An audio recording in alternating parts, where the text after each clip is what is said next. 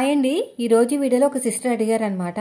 మీరు lining blouse కుట్టేటప్పుడు మెయిన్గా పాటించాల్సిన టిప్స్ ఏంటి అని అడిగారు. సో నేను మొత్తం బ్లౌజ్ స్టిచ్చింగ్ అయితే చూపించాను. మెయిన్ ఇంపార్టెంట్ టిప్స్ అయితే చెప్తాను. వీడియోని స్కిప్ చేయకుండా లాస్ట్ వరకు చూడండి. వీడియో నచ్చితే లైక్ చేయండి. మీరు లైనింగ్ బ్లౌజ్ ఫాస్ట్గా కుట్టాలనుకుంటే లైనింగ్ని గమ్ముతో జాయిన్ చేసేసుకుని ఒరిజినల్ క్లాత్కి ఎక్స్ట్రా ఉన్న క్లాత్ని కూడా నీట్గా కట్ చేసుకుని అప్పుడు మిషన్ మీదకి ఎక్కారంటే మీకు ఫాస్ట్గా అయిపోతుంది. అయితే డాట్స్ వేసిన తర్వాత ఈ షేప్ బెల్ట్ అనేది ఇన్విజిబుల్గా వేసుకుంటే చాలా నీట్గా ఉంటుంది, తొందరగా కూడా వర్క్ అయిపోతుంది. చూడండి, నేను కింద అడుగు భాగంలో షేప్ బెల్ట్ అయితే రెడీ చేస్తాను. ఎలా రెడీ చేయాలో మనం ప్రతి వీడియోలో చెప్తానే ఉంటాను. ఇలా ఓపెన్ చేసుకుని ఇలా ఫోల్డ్ చేసుకోవాలి. ఇది వచ్చేసి ఇన్విజిబుల్ షేప్ బెల్ట్, చాలా సింపుల్గా ఉంటుంది. ఇంకా చాలా రకాలుగా ఇన్విజిబుల్ ఉంటుంది, కానీ ఇది చాలా సింపుల్ అనమాట. ఒకసారి ట్రై చేసి మీరు కూడా నాకు కామెంట్ అయితే చేయండి. ఇది అయిపోయిన తర్వాత ఎగస్ట్రా ఉన్న క్లాత్ నీట్గా ఇలా కట్ చేసుకోండి. తర్వాత ఇంకొక సిస్టర్ ఏం అడిగారంటే, ఉక్స్ పట్టి కాజా పట్టి నాకు హెచ్చు తగులు వస్తుంది అక్క, నెక్ దగ్గర కట్ చేస్తుంటే మొత్తం ఫినిషింగ్ పోతుంది, ఫిట్టింగ్ కూడా పోతుంది, ఏం చేయాలని అడుగుతున్నారు. అసలు రాకుండా చూసుకోవాలి. ఫస్ట్ ఆఫ్ ఆల్ ఎందుకు వస్తుందో కూడా చెప్తాను. అయితే ఇక్కడ కూడా షేప్ బెల్ట్ అయితే జాయిన్ చేస్తున్నాను. ఫ్రంట్ పార్ట్ నేను క్లియర్గా చెప్తానండి. డాట్స్ ఎలా వేసుకోవాలో మీకు తెలిసిందే కదా. ఇప్పుడు వచ్చేసి ఇలా నీట్గా స్టిచ్ చేసుకుంటూ వెళ్ళిపోండి. ఒక షేప్ బెల్ట్ ఫ్రంట్ పార్ట్కి అడుగు భాగంలో వస్తే ఇంకొక షేప్ బెల్ట్ ఫ్రంట్ పార్ట్ పై భాగంలో వస్తుంది అనమాట. ఇలా ఫోల్డింగ్ చేసుకుని నీట్గా స్టిచ్ చేసుకుంటూ వెళ్ళిపోవాలి. ఇలా ఫోల్డింగ్ చేసుకుని ఇప్పుడు మీకు షేప్ బెల్ట్ అయితే ఇన్విజిబుల్ రెడీ అయిపోయిన తర్వాత మీకు ఇప్పుడు ఎడమ చేతి వైపుకి అయితే నాకు కాజా పట్టి వచ్చిందండి. దానికోసం నేను 3 ఇంచుల వెడల్పుతోటి లైనింగ్ క్లాత్ అయితే నాకు ఎడమ చేతి వైపుకి అయితే కాజా పట్టి వచ్చింది కదా, దీనికోసం నేను 3 ఇంచుల వెడల్పుతోటి లైనింగ్ క్లాత్, 3 ఇంచుల వెడల్పుతోటి ఒరిజినల్ క్లాత్ తీసుకున్నాను.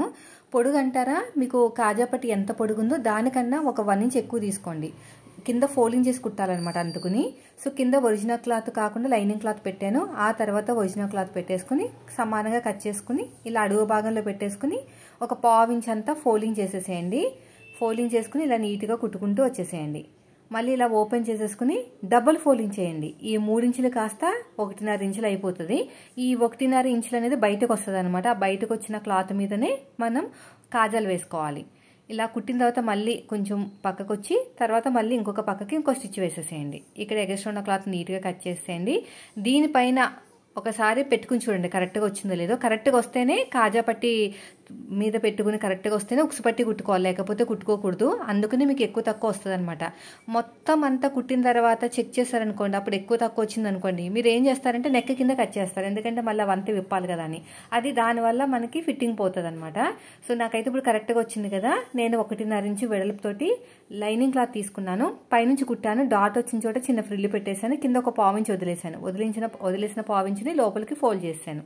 ఈ 1.5 ఇంచ్ అంతా కూడా లోపలికి పంపించేసుకోవాలండి. ఇలాగా రఫ్ చేసేసుకుని మొత్తం కూడా డబుల్ ఫోల్డింగ్ చేసేసుకోవాలి ఇలాగా. అంతే, చూసారా ఎంత చక్కగా వచ్చేసిందో. ఇప్పుడు మళ్ళీ చెక్ చేసుకుంటాను కరెక్ట్గా వచ్చిందో లేదా అని. చూడండి, ఇలా పెట్టేసుకుని చెక్ చేసుకుంటే నాకు ఒక గీత అంత ఎక్కువ వస్తుంది అంతే. ఎందుకంటే మనకి కాజా పట్టి కానీ ఉక్సు పట్టి కొంచెం ఎక్కువగానే వస్తుంది అనమాట. ఒక గీత అంతే, ఇంకా అంతకు మించి ఎక్కువ రాదు. చూసారా ఎంత చక్కగా రెడీ అయిపోయిందో. సో మీరు అడిగిన డౌట్ అయితే క్లారిఫై అయిపోయింది కదా. ఇక్కడ చూడండి, ఇక్కడ ఏం చేయాలంటే మీరు కిందకి దిగిపోయినట్టు షేప్ రాకుండా ఉంటుంది అనమాట. అలాంటప్పుడు బ్యాక్ పార్ట్ పైన ఫ్రంట్ పార్ట్ పెట్టేసుకుని క్రాస్గా ఇలాగా కట్ చేసుకోవాలి. అంటే పట్టి అతకడానికి ఎంతైతే ఖర్చు ఉంటుందో అంత వదిలేసుకుని క్రాస్గా కట్ చేసుకోవాలి. ఇప్పుడు పట్టి అనేది జాయిన్ చేస్తాం. ఇలాగా జాయిన్ చేసుకోవాలి ఇదంతా కూడా. ఇప్పుడు వచ్చేసి ఇక్కడ చూడండి, ఇక్కడ నీట్గా కట్ చేసుకుంటూ వెళ్ళిపోయింది. కూర ఉన్న వైపు కాదు, లేని వైపు కట్ చేసుకోవాలి నీట్గా. దీని మీద పెట్టేసుకుని ఇలాగా స్ట్రైట్గా స్టిచ్ చేసుకుంటూ వచ్చేసి డాట్ వచ్చిన చోట చిన్న ఫ్రిల్లు పెట్టేసేయండి. ఇక్కడ కూడా అంతే, డాట్ వచ్చిన చోట చిన్న ఫ్రిల్లు పెట్టేసేయండి. అంతే, ఒక టాప్ స్టిచ్ అయితే వేసేసుకున్నారంటే బ్యాక్ పార్ట్ కూడా రెడీ అయిపోతుంది. ఇలాగా ఇలా మొత్తం నీట్గా కుట్టుకుంటూ వచ్చేసేయాలి. ఇప్పుడు సగానికి ఫోల్డ్ చేసుకుని మనం తీసుకున్న ఆది బ్లౌజ్ ఉంది కదా, దీన్ని కూడా సగానికి ఫోల్డ్ చేసి, ఇది నేను కుట్టిన బ్లౌజే అందుకు నేను సగానికి ఫోల్డ్ చేసుకుని మార్కింగ్ వేసేసుకుంటున్నాను ఇలాగా. ఇలా మొత్తం కూడా ఇది ఒక మార్కింగ్ వేసేసేయండి. ఇక్కడ కూడా అంతే. ఇప్పుడు ఈ నడుము దగ్గర కూడా అంతే, అంటే ఫ్రంట్కి ఫ్రంట్ బ్యాక్ బ్యాక్ వచ్చేటట్టు చూడండి. ఇటు సైడ్ కూడా అంతేనండి, ఫ్రంట్కి ఫ్రంట్ బ్యాక్ బ్యాక్ వచ్చేటట్టు చూసుకుని షోల్డర్ దగ్గర కరెక్ట్గా నెక్ దగ్గర ఈక్వల్గా పెట్టేసుకుని స్ట్రైట్గా ఒక స్టిచ్ వేసేసుకోండి. ఆ తర్వాత నెక్ దగ్గర నుంచి మనకి స్లోప్ ఇవ్వాలన్నమాట. అంటే నెక్ దగ్గర ఒక పాదం ఇంచ్ అంత డిఫరెన్స్ స్లోప్ ఇస్తే భుజాలు జారవు. ఇంకో స్ట్రైట్గా స్టిచ్ వేసేసేయండి. మళ్ళీ స్ట్రేట్గా వచ్చేసి భుజం వైపు కొంచెం స్లోప్ ఇవ్వండి, ఎంతో కాదు మరి ఎక్కువ కాదు, కొంచెం స్లోప్ ఇస్తే సరిపోతుంది. ఇప్పుడు నేను పైపింగ్ వేస్తున్నాను. నేనైతే ఇది వచ్చేసి కాపర్ సిల్క్ అనమాట, అంటే కాపర్ కలర్తో ఉన్న టిష్యూ క్లాత్. క్రాస్గా ఉన్న క్లాత్ని కట్ చేసుకుని జాయింట్ వేసేసుకున్నానండి. ఒక సైడ్ ఇలా ఫోల్డింగ్ చేసుకుని కుడుతున్నాను. ఇది వచ్చేసి నార్మల్ పైపింగ్ అనమాట, ఇన్విజిబుల్ పైపింగ్ కాదు, నార్మల్ పైపింగ్. ఇలా నీట్గా కుట్టుకుంటూ వెళ్ళిపోవాలి. ఇక్కడ వచ్చేసి ఎక్స్ట్రా ఉన్న క్లాత్ నీట్గా కట్ చేసేయండి. ఇక కొంచెం ఫోల్డింగ్ మిస్ అయింది.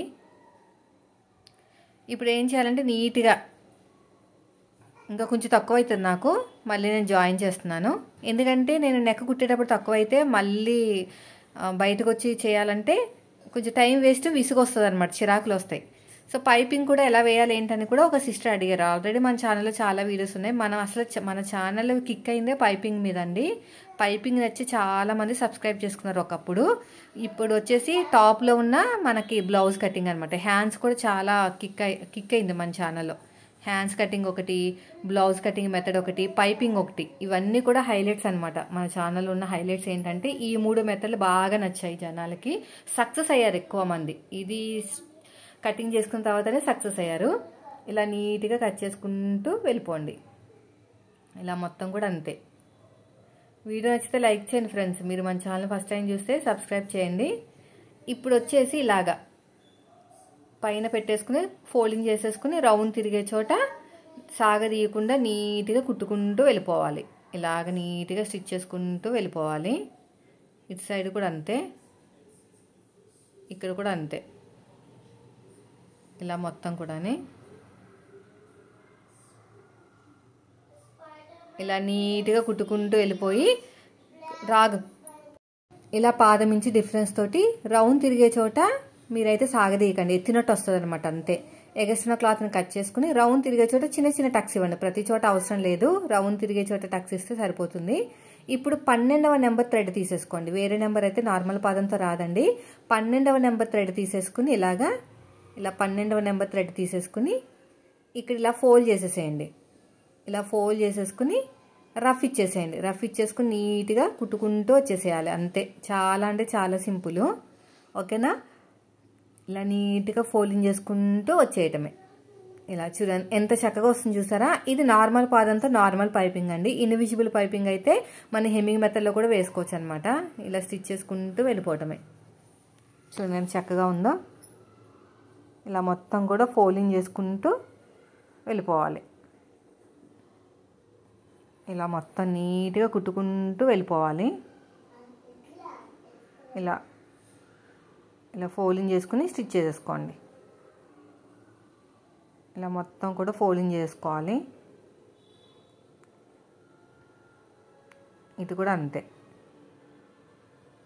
ఇలా మొత్తం నీట్గా స్టిచ్ చేసుకుంటూ వెళ్ళిపోవటమే.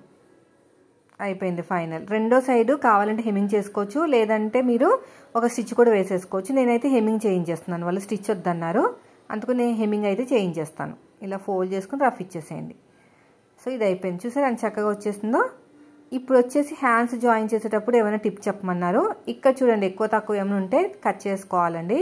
కరెక్ట్గా మిడిల్ ఒక చిన్న టక్ ఇవ్వాలి హ్యాండ్కి. ఆ మిడిల్ టక్ అనేది షోల్డర్ కుట్టు దగ్గర రావాలి. ఇలాగా మన వైపుకి, ఇలా మన వైపుకి నీట్గా కుట్టుకుంటూ వెళ్ళిపోవటమే. మళ్ళీ ఉల్టా తిప్పేసుకుని ఇక్కడ కూడా నీట్గా స్టిచ్ చేసుకుంటూ వెళ్ళిపోవాలి. మళ్ళీ ఫస్ట్ నుంచి లాస్ట్ వరకు ఇంకొక స్టిచ్.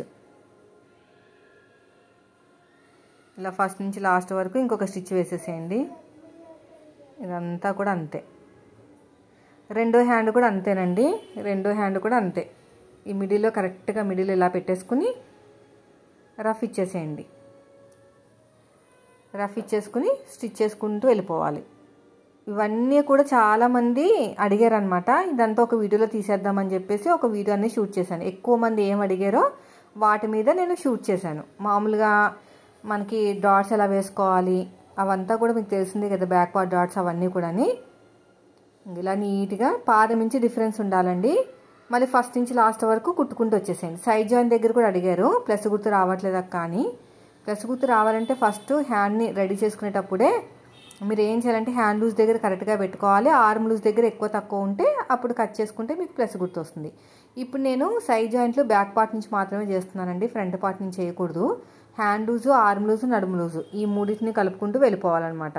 అలా హ్యాండ్ లూజు, ఇక్కడ ఆర్మ్ లూజు, తర్వాత ఇలా రఫ్ ఇచ్చేసేయండి. ఇది వచ్చేసి మనకి ఎల్బో హ్యాండ్స్ అండి, కాబట్టి మీరు మొత్తం కుట్టిన తర్వాత హ్యాండ్ లూజ్ దగ్గర నుంచి ఆర్మ్ లూజ్ వరకు కొంచెం కర్వ్ షేప్ అనేది తిప్పాలన్నమాట, ఒక కుట్టు అనేది. అప్పుడు లూజ్ రాదు మీకు, అది నేను చెప్తానండి. మీకు అందరికీ తెలిసిందే కానీ ఇంకొకసారి చెప్తున్నాను.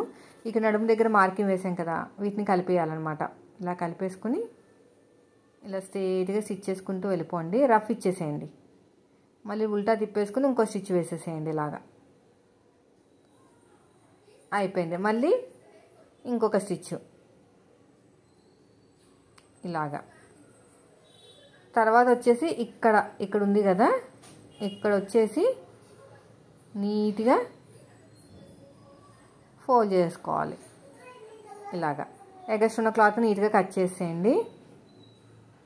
అయిపోయిందండి. రెండో హ్యాండ్ కూడా అలాగే రెడీ చేసుకోండి. రెండో హ్యాండ్ తోటి ఇంకా ఆది బ్లౌజ్తో పని లేదు, ఎందుకంటే వీళ్ళకి రెండు హ్యాండ్స్ ఈక్వల్గానే ఉన్నాయన్నమాట, హ్యాండ్ లూజు, ఆర్మ్ లూజు, నడుము లూజు. సో కాబట్టి ప్రాబ్లం లేదు. ఇక్కడ ఒక మార్కింగ్ వేసేసేయండి, రఫ్ ఇచ్చేసేయండి. తర్వాత వచ్చేసి ఆర్మ్ లూజు ఇక్కడ స్ట్రేట్గా స్టిచ్ వేసేసేయండి. తర్వాత నడుము దగ్గర ఇలాగా ఇలా స్ట్రేట్గా మళ్ళీ రఫ్ ఇచ్చేసేయండి. మళ్ళీ ఇంకొకటి స్టిచ్ ఇలా మొత్తం కూడా, తర్వాత ఇంకొక స్టిచ్ అంతే. కార్నర్కి ఇక్కడ ఎడ్జ్కి ఒక స్టిచ్ వేసుకుని ఎగస్ట్రా క్లాత్ని కట్ చేసుకుని ఓవర్లాక్ చేసుకున్నామంటే సరిపోతుంది. అంతే. నేను చూసారా ఎంత సింపుల్గా అయిపోయిందో. మీరు అడిగిన టిప్స్తో అయితే బ్లౌజు స్టిచ్చింగ్ అయితే చూపించాను. వీడియో నచ్చితే లైక్ చేయండి. మీరు మన ఛానల్ ఫస్ట్ టైం చూస్తే సబ్స్క్రైబ్ చేయండి. మీకు ఇంకేమైనా డౌట్స్ ఉంటే ఇలాగే అడిగారనుకోండి, ఏదో ఒక రోజు మళ్ళీ వీడియో రూపంలో చూపిస్తాను. ఇలాగా క్రాస్గా షేప్ ఇవ్వాలన్నమాట. హ్యాండ్ లూజ్ ఎలా ఉందో అలాగే ఉంచాలి. ఆర్మ్ లూజ్ కూడా మిడిల్లోనే మాత్రమే ఇలాగా కర్వ్ షేప్ అనేది వస్తుంది. కర్వ్ షేప్ వస్తే మనకి అక్కడ లూజ్ రాకుండా ఉంటుంది ఇలాగా. ఓకేనా?